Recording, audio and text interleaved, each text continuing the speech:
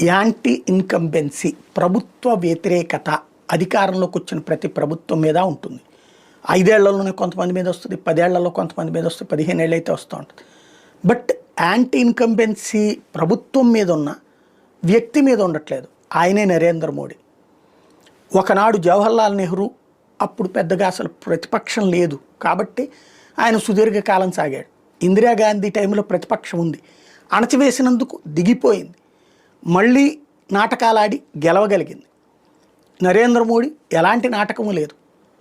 ఇంత బహుళ పార్టీ ప్రజాస్వామ్యం ఇప్పుడు ఇంత కూటములు కట్టున్నటువంటి సందర్భంలో కూడా ఇవాల్టికి కూడా 3 ఆఫ్ ది నేషన్ సర్వే ఇచ్చేటటువంటి సంస్థ ఇండియా టుడే ఆజ్తక్. ఎవరిదది? యాంటీ మోడీ శక్తులది.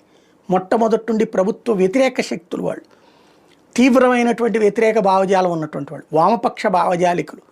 వాళ్ళ సంస్థ చేసిన సర్వేలోనే